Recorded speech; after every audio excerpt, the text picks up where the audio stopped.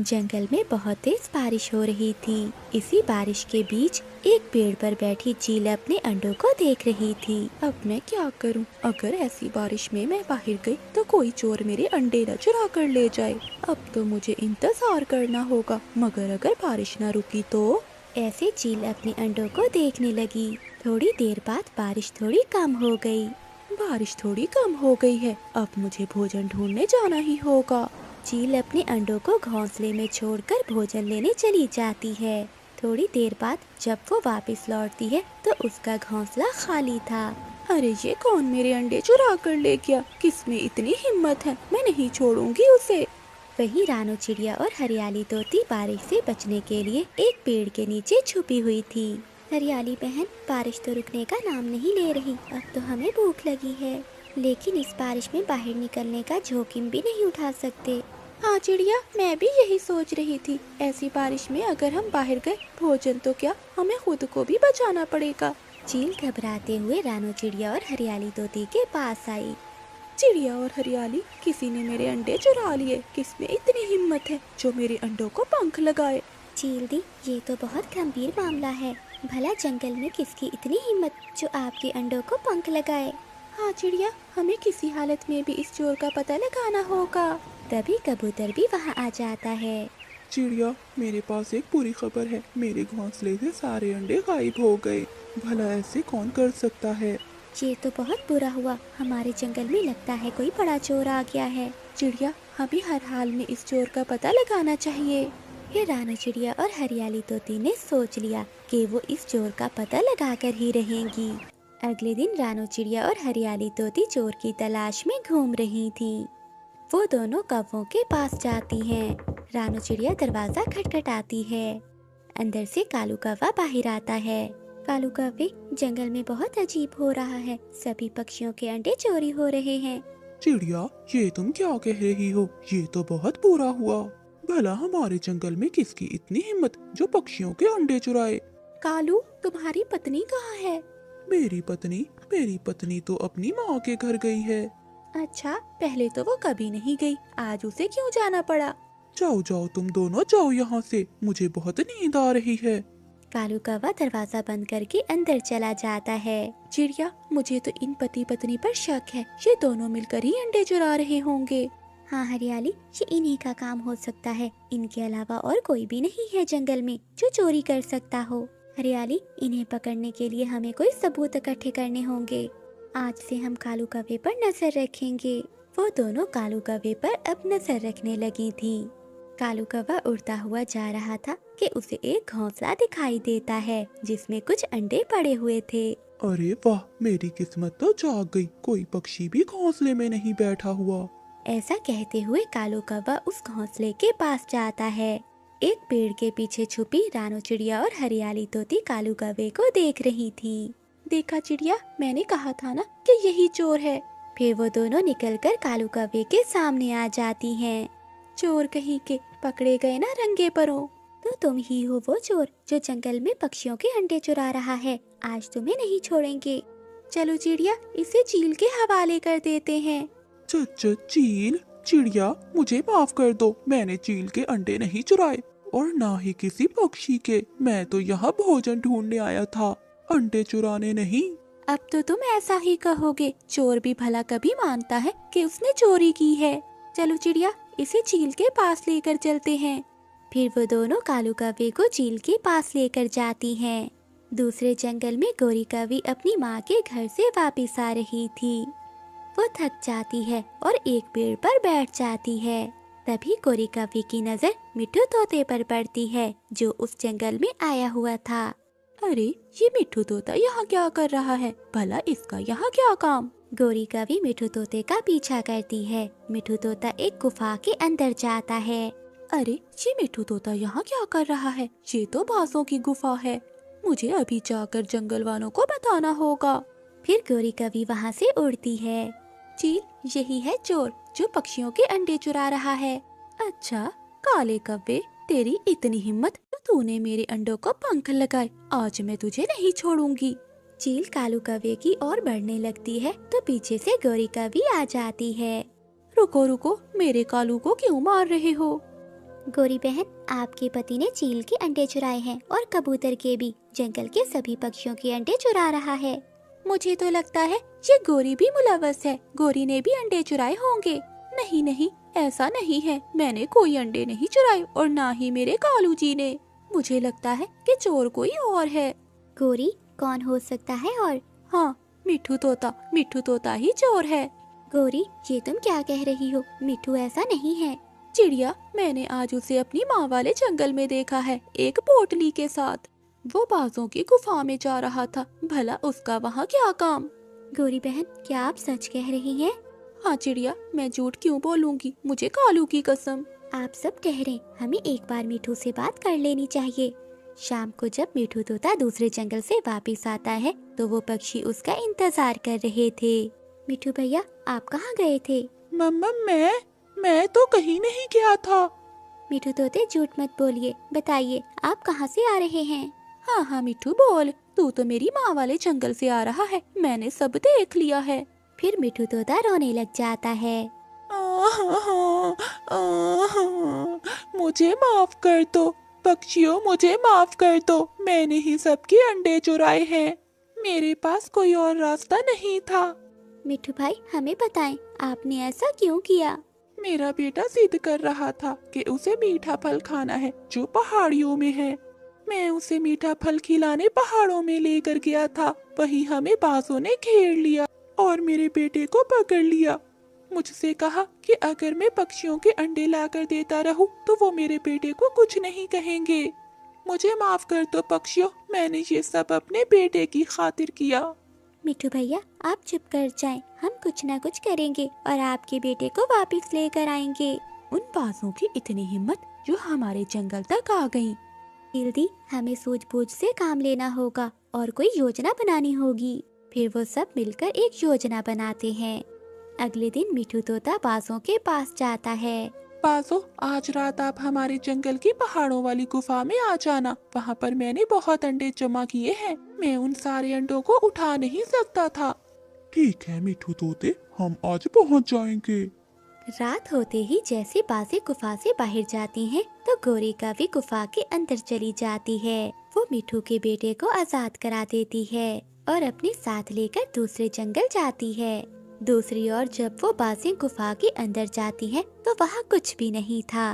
बाकी सब पक्षी बाहर से एक बड़ा पत्थर उस गुफा के आगे रख देते हैं, जिससे वो चीलें गुफा के अंदर ही मर जाती हैं। गौरी कवि भी मिठू के बेटे को लेकर आ जाती है। मेरा बेटा, मेरी जान, ठीक है। फिर मिठू तोता सब पक्षियों से माफी मांगता है। रानू चिड़िया और हरियाली तोती नदी के पास बैठी हुई थी। तभी गौरी कवि भी वहाँ आ जाती है। गौरी, कहाँ बिजी रहती हो आजकल? कभी दिखाई नहीं देती। हरियाली, क्या बताऊं, मेरी सास एक नंबर की चुड़ैल है। वो सारा दिन मुझसे काम करवाती है। मुझे एक पल का भी चैन नहीं मिलता। गौरी बहन, सास तो सभी की एक जैसी होती हैं। वो थोड़ी ना घर की जिम्मेदारी उठाती हैं। ये काम तो हम बहुओं का होता है। नहीं चिड़िया, मैंने सबको देखा है। सभी की सास बहुत अच्छी होती है, मगर मेरी सास बहुत लड़ाकू है। गौरी कवि ने इतना कहा ही था कि पीछे से गौरी कवि की सासू माँ आ जाती है। नालायक, कामचोर, मैंने तुझे इसीलिए बाहर भेजा था ना। गौरी कवि तो भूल गई थी कि उसकी सासू माँ ने उसे काम से भेजा था। माँ जी, मैं भूल गई थी। शायद आपने चना चाट मंगवाई थी। अरे मूर्ख, तुझे कुछ भी याद नहीं रहता। मैंने तुझे बुलबुल के पास से खांसी की दवा लाने के लिए कहा था। मेरा खांस खांस कर बुरा हाल हो गया है, मगर तू है कि यहाँ बैठी हुई है। चल तू घर चल, मैं तुझे बताती हूँ। फिर गौरी कवि और मामा सास वहाँ से घर चली जाती हैं। खाना बनाते हुए गौरी कवि सोचती है, आज इस बुढ़िया ने मेरी खूब बेइज्जती की है पक्षियों के सामने। मैं भी आज इसके आंसू निकलवा दूंगी। बड़ी सास बनी फिरती है। फिर गौरी कवि लाल मिर्च खाने में भर भर कर डाल देती है और अपनी सास को खाना दे देती है। जैसे ही मामा सास खाना खाती है तो उसकी तो चोंच ही लाल हो गई थी। मिर्ची, बहुत मिर्ची है, खाने में बहुत मिर्ची है। गौरी, गौरी बहू जल्दी आओ। गौरी, जल्दी से पानी लाओ, देखो माँ को मिर्ची लगी हुई है। गौरी कवि तो जानबूझकर रसोई में देर लगा रही थी। इधर मामा सास को तो बहुत ज्यादा मिर्ची लग रही थी। गौरी गौरी, पानी कहाँ है? जल्दी से पानी लाओ। कालू जी, घर में पानी खत्म हो गया है, मैं नदी से पानी भरकर लाती हूँ। तू रहने दे बहू, मैं खुद ही चली जाती हूँ। हाय मिर्ची, हाय मिर्ची। फिर सास कवि जल्दी से नदी पर जाती है और नदी से पानी पीती है और वापस अपने घर में आती है। अरे दुष्ट कवि, कोई इतनी मिर्ची भला खाने में डालता है? कालू बेटा, न जाने कब अकल आएगी तेरी पत्नी को। गौरी, आज तो गलती हो गई, मगर आइंदा से ध्यान रखना, वरना मुझसे बुरा कोई नहीं होगा।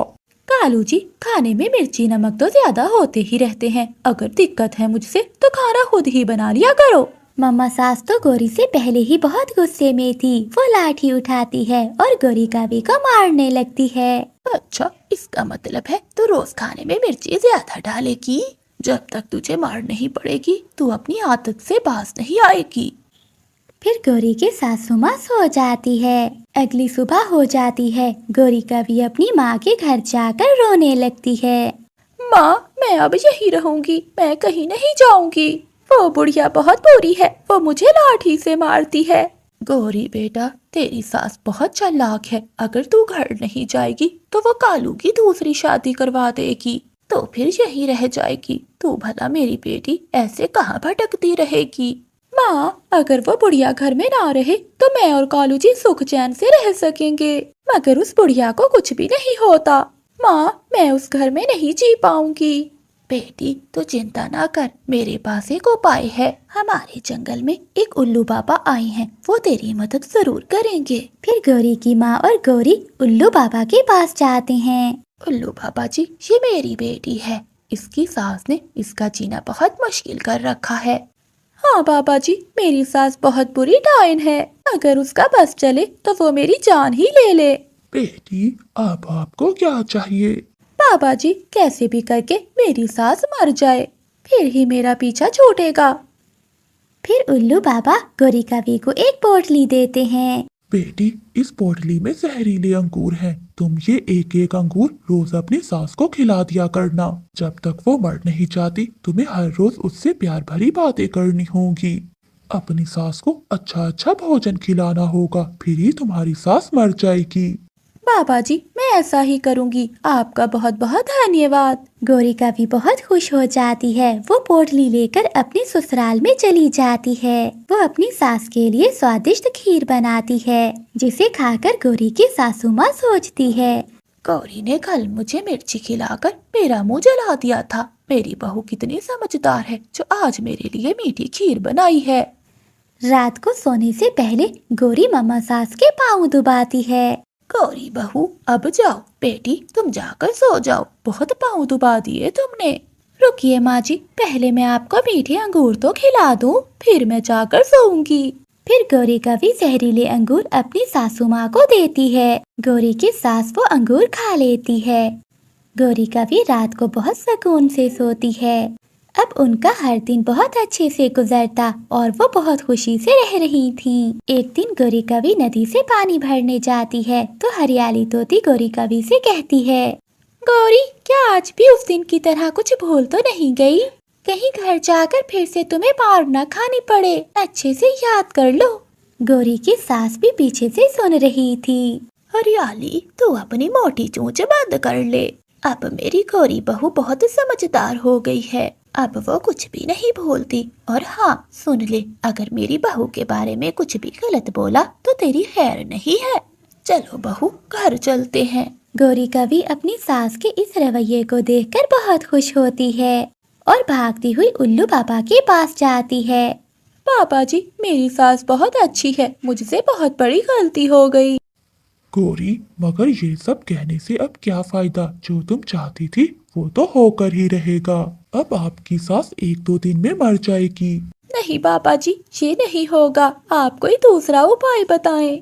अगर मेरी सास मर गई तो मैं कभी अपने आप को माफ नहीं कर पाऊंगी। गौरी कवि की आंखों में आंसू झलक रहे थे। वो अपनी सासू माँ को बचाना चाहती थी। गौरी, तुम चुप कर जाओ, तुम्हारी सास को कुछ भी नहीं होगा, वो अंगूर जहरीले नहीं थे। ये सुनकर गौरी कवि खुश हो जाती है। इस तरह गौरी कवि और उसकी सास की लड़ाई प्यार में बदल जाती है।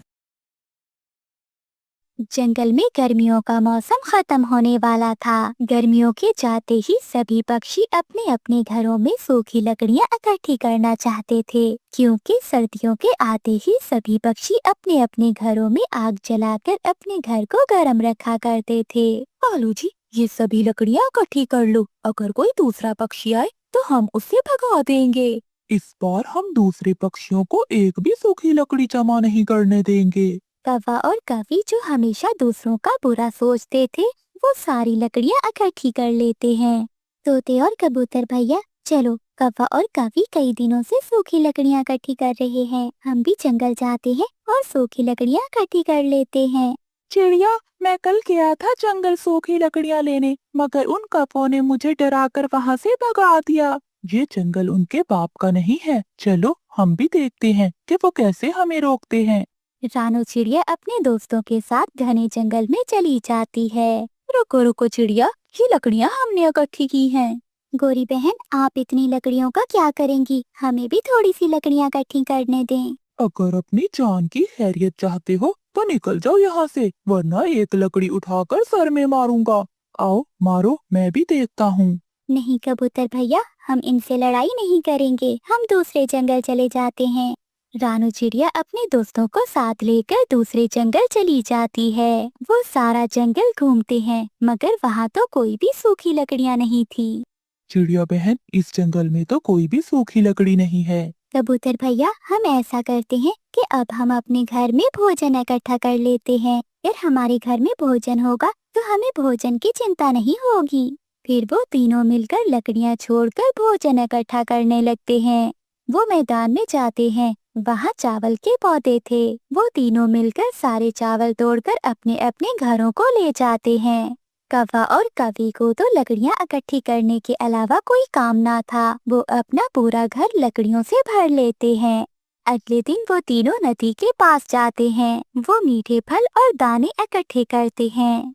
कबूतर भैया, क्या हुआ जो हम सूखी लकड़ियाँ ना इकट्ठी कर सके? अब हमने इतना दाना तो जमा कर लिया है कि अगर हमें घर से बाहर न जाना हो तो हमारे घर में दाना मौजूद हो। चिड़िया, आग के बिना तो हम जी सकते हैं, मगर दाने के बगैर तो कोई पक्षी भी नहीं जिंदा रह सकता।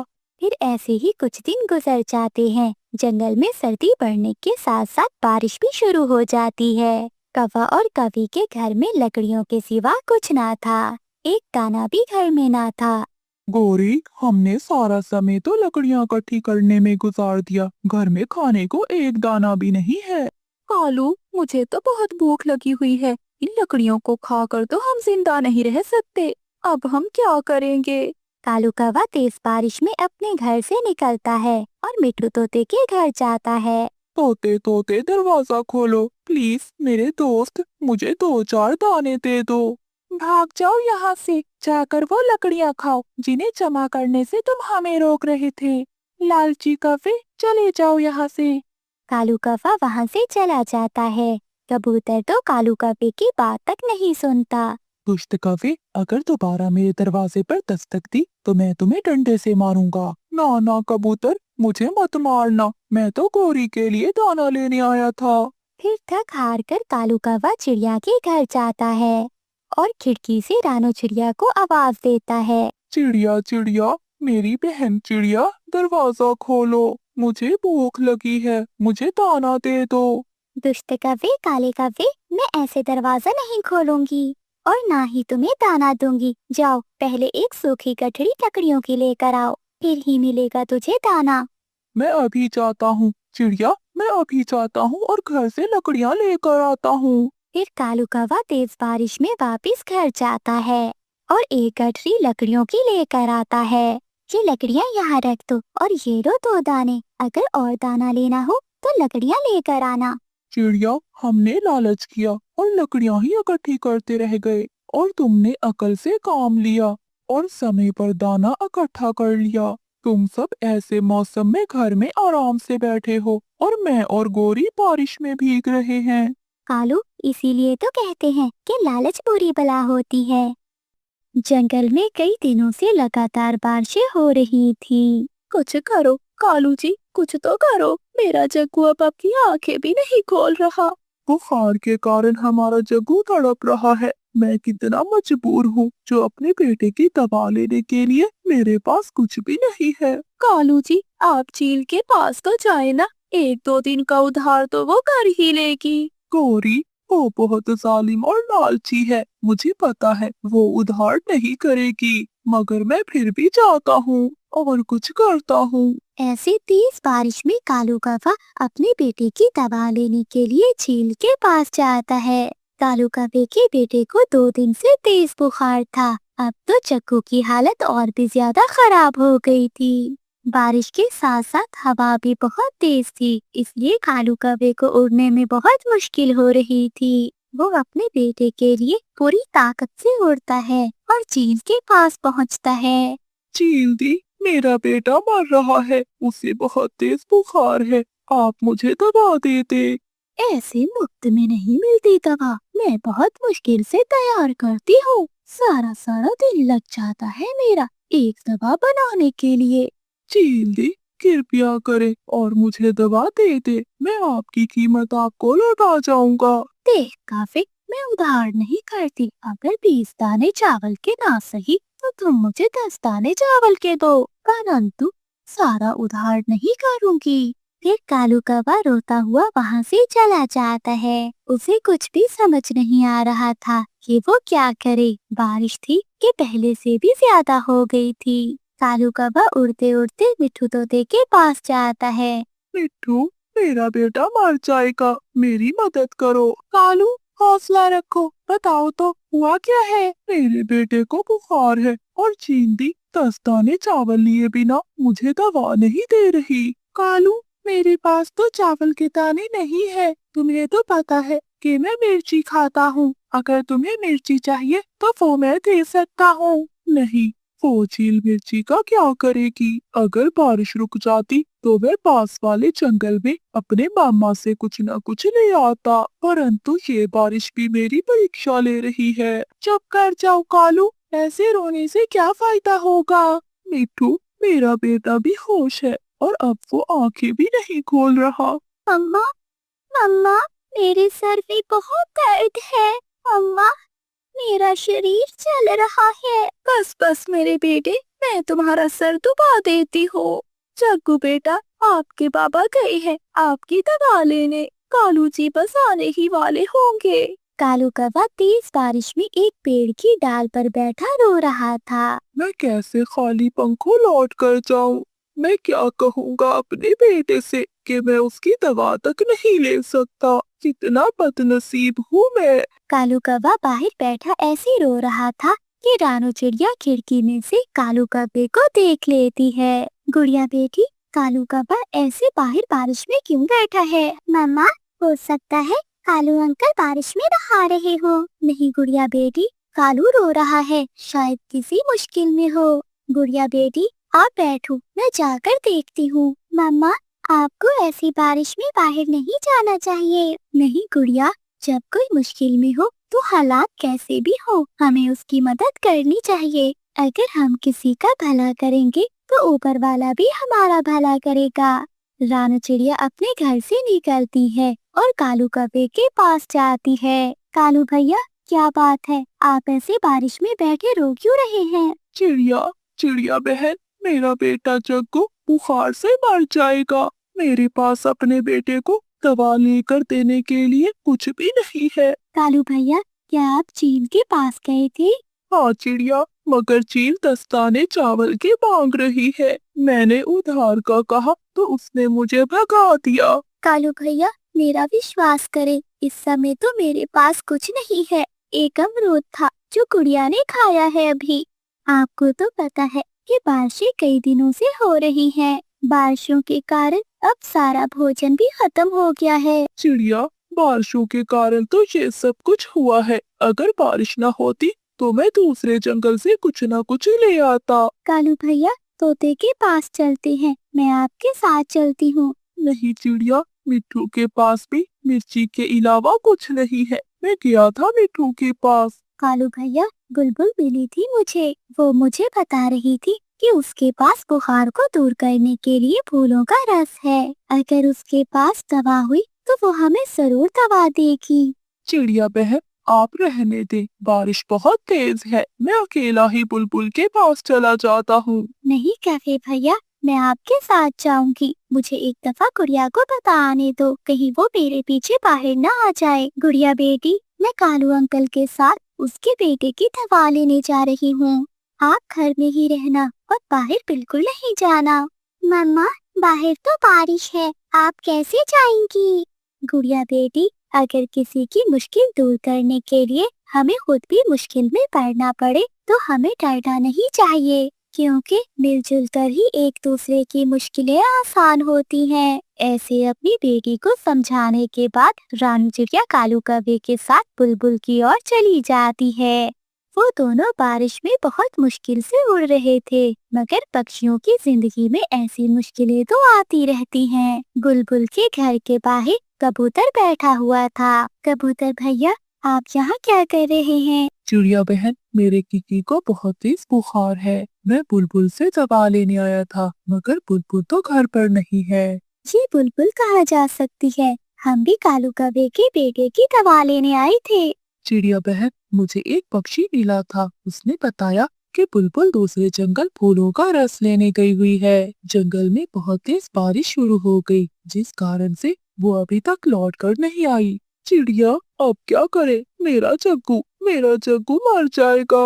वो सब जाने ही वाले थे कि बुलबुल वहाँ आ जाती है। बुलबुल को देखकर वो सब बहुत खुश हो जाते हैं। बुलबुल उन्हें घर में ले जाती है। मैं बारिश में फंस गई थी, मुझे एक पक्षी मिला। उसने मुझे बताया कि कबूतर मेरे घर के बाहर बैठा हुआ है। मैंने सोचा कि कबूतर जरूर कोई दवा लेने आया होगा, इसलिए मैं बारिश में वापस आ गई। बुलबुल, आप बहुत अच्छी हो जो आप हमारे लिए ऐसी बारिश में आई। बुलबुल बहन, कालू के बेटे को भी बहुत तेज बुखार है और कबूतर भी अपने बेटे की दवा लेने आया है। चिड़िया बहन, ज्यादा बारिशों के कारण जंगल में बुखार की वबा फैली हुई है। अपने अपने बच्चों का ध्यान रखें, उन्हें बारिश में बाहर ना निकलने दें।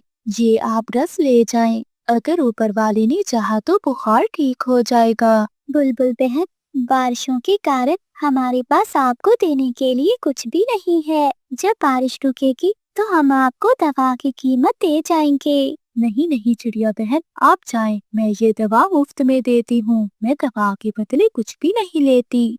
फिर वो सब अपने अपने घरों को चले जाते हैं। कोरी, ये लो दवा और जग्गू को पिला दो। दवा देने के कुछ देर बाद जग्गू अपनी आंखें खोलता है।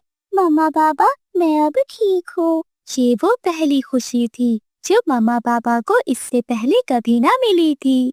मेरा बेटा ठीक हो गया, मैं अपने जग्गू के लिए भोजन लेकर आता हूँ। ऐसा कहते हुए बाबा कौवा भोजन लेने फिर से उड़ जाता है, क्योंकि उसे अपने परिवार के लिए सब करना था। बारिश हो या तूफान, गर्मी हो या सर्दी, मामा बाबा ऐसे ही अपने बच्चों को पालते हैं। इधर उधर देखते हुए गोरी कवि हरियाली तोती के घर में घुस जाती है। वो जाकर मिठाई खाने लगती है। हरियाली तोती भी नदी से पानी पीकर आ जाती है। शर्म करो गोरी, तुम बूढ़ी हो गई हो, मगर अभी तक तुम्हारी चोरी करने की आदत नहीं गई। जाओ, भाग जाओ यहाँ से। बहुत टै टै करने लगी है तो तोती, क्या हुआ अगर थोड़ी सी मिठाई खा ली तो? गुस्से में गोरी कवि वहाँ से चली जाती है। उल्टी ही चोर कवि मुझे ही बातें सुना रही है। कुछ दिनों बाद रानू चिड़िया अपने दोस्तों की दावत करती है। वो सबसे पहले हरियाली तोती के पास जाती है। हरियाली बहन, आज शाम को मेरे घर आ जाना, मैं आप सबके लिए मीठी खीर बनाऊंगी, सब मिलकर खाएंगे। क्या मीठी खीर? मेरा तो मीठी खीर खाने को आज बहुत मन कर रहा था, मगर चिड़िया, उस गोरी कवि को नहीं बुलाना। आज वो मेरे घर में चोरी कर रही थी। वो हमेशा सबकी चोरी करती है, तुम उसे अपनी दावत पर नहीं बुलाओगी। हाँ हाँ हरियाली बहन, मैं गोरी कवि को नहीं बुलाऊंगी। फिर रानू चिड़िया कबूतर के पास जाती है। कबूतर भैया, आज शाम को आप मेरे घर आ जाना, मैं मीठी खीर बना रही हूँ, सब मिलकर खाएंगे और बातें करेंगे। चिड़िया, क्या मैं अपनी पत्नी को भी साथ ले आऊं? हाँ कबूतर भैया, लेकर आना, सब मिलकर मीठी खीर खाएंगे। ऐसे ही रानू चिड़िया मिठू तोते के पास जाती है और बुलबुल के पास भी। ये सब बातें गोरी कवि सुन रही थी। अरे वाह, छोटी चिड़िया मीठी खीर बना रही है, मेरे तो मुंह में अभी से पानी आ रहा है। अभी जाती हूँ चिड़िया के पास। रानू चिड़िया ने मीठी खीर बनाने के लिए अभी चूल्हे में आग जलाई ही थी कि गौरी कवि वहाँ आ जाती है। चिड़िया चिड़िया, सुना है तुमने सबकी दावत की है मगर मुझे नहीं बुलाया। तुम चोरनी हो और बुरी भी, मैं बुरे पक्षियों से दोस्ती नहीं करती। गौरी कवि गुस्से में वहाँ से चली जाती है। मैं भी देखती हूँ कि चिड़िया कैसे उन पक्षियों की दावत करती है। गौरी कवि छुपकर वहीं बैठ जाती है। मैं खीर में मीठे फूलों का रस डाल देती हूँ जिससे मेरी खीर का स्वाद बढ़ जाएगा और सबको बहुत मजे की लगेगी। ऐसा सोचते हुए रानू चिड़िया बुलबुल के पास जाती है। बुलबुल बहन, क्या आपके पास मीठे फूलों का रस है? हाँ चिड़िया बहन, आज ही मैंने ताज़ा फूलों का रस निकाला है।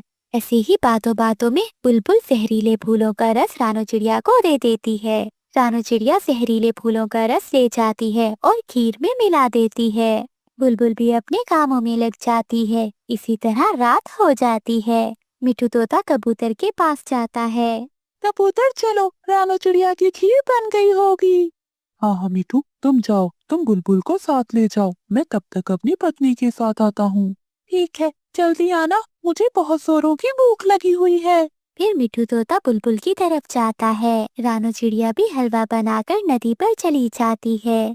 गौरी कवि चुपके से आती है और रानू चिड़िया की हंडिया उठाकर ले जाती है। तोते तोते, तुम जल्दी जाओ, तुम तेज उड़ सकते हो। चिड़िया से कहो कि कोई भी वो खीर ना खाए। हुआ क्या है बुलबुल, कुछ तो बताओ। मैंने चिड़िया को खीर में मिलाने के लिए मीठे फूलों की रस की बजाय जहरीले फूलों का रस दे दिया है। मिठू तोता ये सुनते ही तेजी से भागता है। मेरी खीर कहाँ गई? अब सबके सामने मेरी बहुत बेइज्जती होगी। मिठू तोता वहाँ आता है। चिड़िया चिड़िया, वो खीर मत खाना, बुलबुल ने गलती से जहरीले फूलों का रस दे दिया था तुम्हें। फिर रानू चिड़िया उस बोतल को देखती है। मिठू, वो खीर तो कोई चुरा कर ले गया है। इतने में बाकी पक्षी भी आ जाते हैं। चिड़िया, वो हलवा कहाँ है? मुझसे बहुत बड़ी गलती हो गई, उसे मत खाना। मेरी वजह से आज तुम सबकी दावत खराब हो गई। मगर वो खीर कौन चुरा कर ले गया है, हमें देखना होगा। हाँ हाँ हाँ, मेरी खीर, मेरी मीठी मीठी खीर। ऐसे ऐसे रो रही होगी वो छोटी चिड़िया। गौरी कवि मजे मजे से वो खीर खा जाती है और खाते ही मर जाती है। जब बाकी पक्षी वहाँ पहुँचते हैं तो गौरी कवि मरी हुई थी। ये होती है चोरी की सजा। गौरी कवि ने लालच की और अपने अंजाम को पहुँच गई। प्यारे दोस्तों, इस कहानी को लाइक, चैनल को सब्सक्राइब और अपने दोस्तों के साथ शेयर करना मत भूलिएगा। आपका धन्यवाद। जंगल में बड़े पेड़ पर रानू चिड़िया और कालू कौवा अपने अपने घोंसलों में रहते थे। वो दोनों बहुत अच्छे दोस्त थे। रानू चिड़िया अंडे देने वाली थी, इसलिए वो ज्यादा काम नहीं कर पाती थी। इसीलिए कालू कौवा हमेशा अपनी दोस्त रानू की मदद कर दिया करता था। एक दिन कालू कौवा रानू चिड़िया से आकर कहता है, चिड़िया, तुम्हारी भाभी गौरी का कल मुझे संदेश मिला था। उसने मुझे अपने पास दूसरे जंगल में बुलाया है। वो क्या है ना कि जग्गू की तबीयत खराब हो गई है, इसलिए मुझे जाना होगा। लेकिन चिड़िया बहन, मुझसे वादा करो कि तुम अपना ध्यान अच्छे से रखोगी। मैं कुछ ही दिनों में वापस लौट आऊंगा। ठीक है कालू भैया, आप ध्यान से जाइएगा, मैं अपना ध्यान जरूर रखूंगी। अगले दिन कालू कौवा दूसरे जंगल के लिए निकल जाता है। वहीं रानू चिड़िया बेचारी अब अकेली पड़ जाती है। रानू चिड़िया अकेले ही दाना चुगने के लिए जाया करती थी। एक दिन रानू चिड़िया जब दाना लेने जाती है तो एक शिकारी चील की नजर रानू चिड़िया पर पड़ती है। चिड़िया को देखकर शिकारी चील मन ही मन में सोचता है, अरे वाह, ये चिड़िया तो बहुत ही मोटी ताजी है। लगता है बहुत जल्द अपने बच्चों को जन्म देने वाली है। मैं इन्हें खाकर अपनी भूख मिटाऊंगा। मैं तो कितने दिनों से ऐसे ही शिकार के चक्कर में था। अगर मैंने अभी इसे खा लिया तो मजा नहीं आएगा। जब ये बच्चों को जन्म दे देगी तो हर रोज इसके बच्चे को खाया करूंगा। शिकारी चील तब से रानू चिड़िया पर नजर रखने लगता है। वो हर रोज रानू चिड़िया का पीछा करता। एक दिन रानू चिड़िया 3 अंडे दे देती है। एक दिन रानू चिड़िया की पड़ोसन हरियाली तोती वहाँ आती है। वो रानू चिड़िया से कहती है, चिड़िया, तुम अपने अंडों की देखभाल करने में ध्यान रखना। मैं बहुत दिनों से देख रही हूँ वो शिकारी चील तुम्हारा पीछा कर रहा है। मुझे तो लगता है वो जरूर तुम्हारे अंडे खाना चाहता है।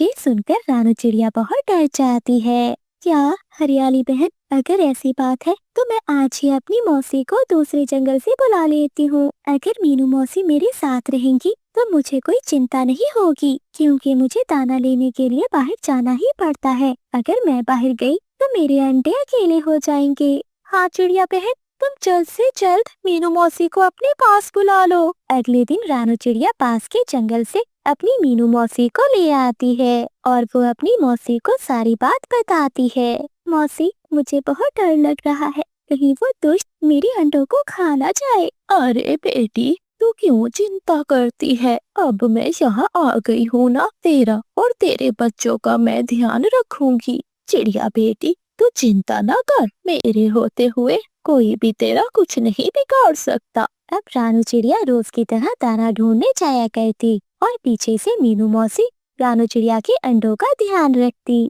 एक दिन शिकारी चील मौका पाकर रानू चिड़िया के घर के पास जाता है और वो खिड़की से देखता है कि अंडों की देखभाल के लिए रानू की मौसी बैठी हुई है। अच्छा, तो लगता है चिड़िया को पता चल गया था कि मैं इस पर नजर रख रहा हूँ, इसलिए चिड़िया ने अपने अंडों की रखवाली के लिए इस बूढ़ी चिड़िया को बुला लिया। अरे, ये बुढ़िया मेरा क्या बिगाड़ लेगी?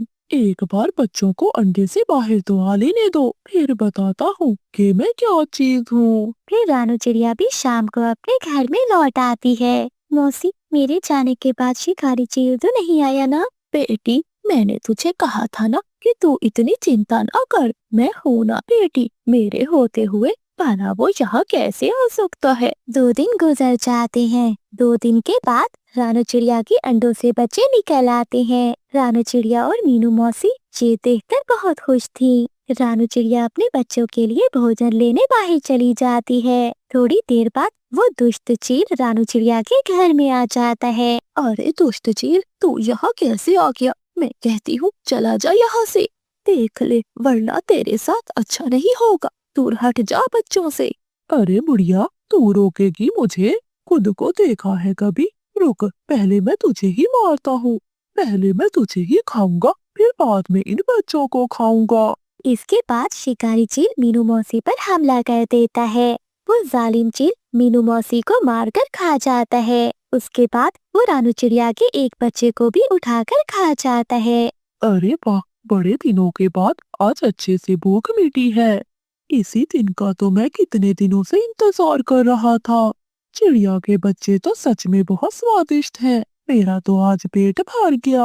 अब बाकी के बच्चे कल आकर खाऊंगा। ऐसा कहते हुए वो शिकारी चील वहाँ से चला जाता है। इतने में रानू चिड़िया वापिस अपने घोंसले में आती है। वो देखती है कि सभी बच्चे बहुत डरे हुए हैं। हे ऊपर वाले, ये क्या हो गया? मेरे बच्चे, मेरे बच्चे! मीनू मौसी, लगता है वो दुष्ट चील मेरे बच्चे और मीनू मौसी को मारकर खा गया है। अब मैं अपने बच्चों को कैसे बचाऊंगी? हे ऊपर वाले, मेरी मदद करो। ऐसे रानू चिड़िया रोती रहती है। अगले दिन रानू चिड़िया अपने बचे हुए बच्चों के पास बैठी थी। थोड़ी देर बाद वो शिकारी चील फिर से वहाँ आता है। दुष्ट चील, छोड़ छोड़ मेरे बच्चों को, तुम्हें दया नहीं आती? देख मेरे बच्चे कितने छोटे हैं, तो इनके बदले मुझे खा जा, लेकिन मेरे बच्चों को छोड़ दो। चिड़िया, तू चिंता क्यों करती है? इन्हें मारकर मैं तुझे भी खा जाऊंगा, लेकिन पहले तेरे इन स्वादिष्ट बच्चों को तो खा लूं। दुष्ट चील रानू चिड़िया पर हमला करने ही वाली थी कि पीछे से कालू कौवा भी आ जाता है। दरअसल कालू कौवा कल रात ही अपने घर में वापस आ गया था। रानू के घर में आकर चील को देखा तो कालू कौवा चील से लड़ने लगा। लड़ते लड़ते कालू कौवा घायल हो जाता है। बड़ा आया मुझसे लड़ने। तुमने मुझसे पंगा लेकर अच्छा नहीं किया। कालू कौवे, तुझे इसकी कीमत चुकानी ही पड़ेगी। ऐसा कहते हुए वो दुष्ट चील वहाँ से चला जाता है। रानू चिड़िया तो रोई जा रही थी। रानू बहन, मुझे माफ कर देना, मुझे आने में देर हो गई। लेकिन रानू बहन, मैं आ गया हूँ ना, मैं सब कुछ ठीक कर दूंगा। कालू भैया, इस दुष्ट चील ने मेरे बच्चे और मीनू मौसी को मार डाला। रानू बहन, अब इस चील को तो सबक सिखाना ही होगा। मेरे पास एक आइडिया रानो चिड़िया और फिर गोरी कौवी की आपस में बहुत अच्छी दोस्ती थी। गोरी कौवी और रानो चिड़िया जहाँ भी जाती एक साथ जाया करती थी। गोरी ने शादी के बाद 11 अंडे दिए और फिर रानो ने भी शादी के बाद 11 अंडे दिए। गोरी के सभी अंडों में से 11 बेटियां निकली और फिर रानो के अंडों में से 11 बेटे। गोरी, ये क्या है? 11 बेटियां? अरे मर जाऊंगा इनका दहेज इकट्ठा करते और इनकी शादियां करते करते। कालू जी, अब मेरी बेटियों को बुरा भला मत बोलो, ऊपर वाले की देन है। मैं बहुत खुश हूँ अपनी बेटियों से। अरे तू खुश है, मैं तो नहीं। मन तो करता है उठाकर बाहर फेंक दूं। खबरदार, अगर तुमने मेरी बेटियों को हाथ भी लगाया मैं तुम्हारे हाथ तोड़ दूंगी। कोरी, अपनी हद में रहो। बेटियां क्या पैदा हो गई, तू तो मेरा अदब करना ही भूल गई। रानो, माशाल्लाह से 11 बेटे हुए हैं हमारे। हाँ पति जी, 11 बेटे। मैं तो बहुत खुश हूँ। अगर इनमें एक दो बहन हो जाती तो ज्यादा अच्छा होता। रानो, ऊपर वाले की रजा में खुश होना सीखो। और हाँ, 11 बेटे हैं। अरे हमारा बाजू बनेंगे हमारे बेटे। बेटे तो आपका बाजू बनेंगे ना। जब मुझे बेटी मिलेगी मैं तब ज्यादा खुश होंगी क्योंकि बेटी मेरा सहारा बनेगी। रानो और रानो के पति में बहुत प्यार था। वो अपने बच्चों को जैसे देख देख कर जी रहे थे। रात हो जाती है। रात के समय सभी सो जाते हैं। कोलू, मेरे बच्चे भूखे हैं, कुछ लाओ, मैं बच्चों को खिलाऊं। अगर यही बेटे पैदा होते, अभी से इनको चोरी करने की ट्रेनिंग दे चुका होता मैं। अब देखो बेटियों को क्या मैं चोर बनाऊंगा। वैसे ऊपर वाला ठीक फैसले करता है। बेटे होते तो चोर बनते, सभी पक्षियों को तंग करते। इससे अच्छा है मेरी बेटियां ही हैं।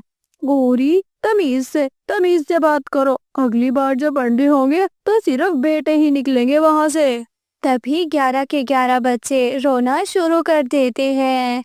मम्मा, मम्मा खाना दो, मम्मा मुझे भी दो, मम्मा भूख लगी है। मेरे सुंदर बच्चों, तुम्हारे पापा नहीं कोई जालिम इंसान है। मेरे सुंदर बच्चों, ये तुम्हारे पापा नहीं बल्कि कोई जालिम पक्षी है जो बच्चों को रोता देखकर सोने की तैयारी कर रहा है। कालू चुप करके घोंसले में लेट जाता है और फिर बच्चे थे कि चुप करने का नाम ही नहीं ले रहे थे। कालू गुस्से में उठता है, घोंसला उठाकर घर से बाहर फेंक देता है। कालू, मैं ये कभी नहीं भूलूंगी जो जुल्म तुम मेरे बच्चों के साथ कर रहे हो ना। मेरी बेटियां बड़ा होकर सिर्फ और सिर्फ मेरा सहारा बनेगी। जाओ जाओ, ये बेटियां अपना दाना भोजन कर नहीं सकेंगी। अरे तुझे क्या खिलाएंगी ये बेटियां? गौरी उनका घोंसला दूसरे पेड़ पर जाकर रख देती है और फिर खुद भी अपनी बच्चियों के साथ रहना शुरू करती है। सुबह हो जाती है। सुबह ही सुबह कालू कौवा गौरी के पास जाता है। चलो चलो घर चलो, बहुत कर लिया। ये बेटियां अब बड़ी हो गई है, अपना दाना भोजन खुद करेंगी और फिर खुद ही घोंसला बनाएंगी। चलो तुम मेरे साथ। कालू, मैं अपनी 11 बेटियां ऐसे अकेले छोड़कर नहीं जाऊंगी, मैं पहले बता दिया हूँ। चलती हो या दो लगाओ तुम्हारे कान के नीचे, चलो मेरे साथ। कालू गोरी को अपने साथ ले जाता है। गोरी भी कुछ ही दिनों में 4 अंडे दे देती है। कालू, मैं तो बहुत खुश हूँ और 4 अंडे होंगे। हाँ, अब ये बकवास न करना कि चारों में से बेटियां निकलेंगी। अरे मेरा बेटा ही निकलेगा। गौरी बहुत उदास रहने लगी थी क्योंकि वो जानती थी अगर बेटी हो गई तो उसके घर में जगह नहीं और बेटा हो गया तभी वो उसकी खुशकिस्मती होगी।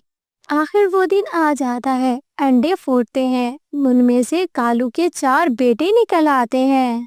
अरे वाह वाह गौरी, 4 बेटे। अरे मैं पूरे जंगल में बता कर आता हूँ। कालू कौवा जंगल में निकल जाता है। वो मिट्ठू तोते के पास जाता है। यार तोते, मेरे 4 बेटे आए हैं आज अंडों से बाहर। वैसे कालू, बुरा मत मनाना, पहले वाली 11 बेटियां संभाली नहीं जाती और ये 4 बेटे, इनको कैसे संभालोगे? जाओ जाओ गंदी मोटी चोंच वाले, तो मुझे बातें सुनाएगा। ये मेरे बेटे हैं, इनको मैं अपने वाला काम धंधा सिखाऊंगा। जाओ जाओ चोर कहीं के, चोर के बच्चे चोर ही बनेंगे, कौन सा डॉक्टर बनेंगे।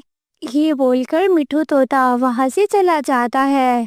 ऐसे ही समय बीत गया। कालू के चारों बेटे अब बड़े हो गए थे। उन बेटों की दोस्ती उल्लू के साथ थी। उल्लू बहुत ज्यादा ही लॉफर थे। यार जग्गू देखो, हमारे पास कोई बड़ा नहीं है जो चोरी करके हमें खिलाए और हमारा खर्चा पूरा करे। हाँ यार, मुझे तो बीड़ी पीने का बड़ा दिल करता है, मगर क्या करूं, मेरे पापा चोरी तो करते हैं मगर पापा खुद ही रखते हैं अपने पास। अरे यार, मेरे पास एक उपाय है। तुम्हारे पापा तो बड़े चोर हैं। ऐसा करो, अपने पापा हमारे पास लेकर आओ। हम तुम्हारे पापा से चोरियां करवाएंगे और मजे मजे से अय्याशी करेंगे। कालू के चारों बेटे कालू के पास जाते हैं। पापा पापा, हमारे दोस्त के घर में पार्टी है। वो बोल रहे हैं तुम्हारे पापा सभी कौवों में से हीरो है, अपने पापा को ले आओ। अरे वाह वाह, मेरे बच्चे जहाँ जाते हैं कितने फख्र से बोलते हैं कि हम कोलू के बच्चे हैं। चलो चलो, हम चलते हैं। वो बच्चे अपने पापा को साथ लेकर उल्लू के इलाके में चले जाते हैं। कैसे हो उल्लू बेटा? तुम तो मेरे चारों बेटे के दोस्त हो, मेरे लिए बड़ी इज्जत के काबिल हो अंकल, आप भी मेरे लिए बड़ा मुकाम रखते हैं क्योंकि आप मेरे दोस्तों के बाप हैं। वो ऐसे बातें कर ही रहे थे कि वो अचानक उस कालू कौवे को पिंजरे में बंद कर देते हैं। बताओ पापा, कैसा लग रहा है अंदर? अरे जग्गू के बच्चे, तुमने मेरे साथ ये किया, अपने पापा को बंद करवाएगा? चुप कर जाओ कौवे, नहीं तो अभी तुम्हें जान से मार देंगे। और हाँ, तुम रात को रोजाना चोरी किया करोगे और वो चोरी सिर्फ हमें ही दोगे। वो उल्लू बहुत जालिम थे। वो कालू कौवे से चोरी करवाते, कालू से गलत काम करवाते, सारे पैसे अपने पास रखते।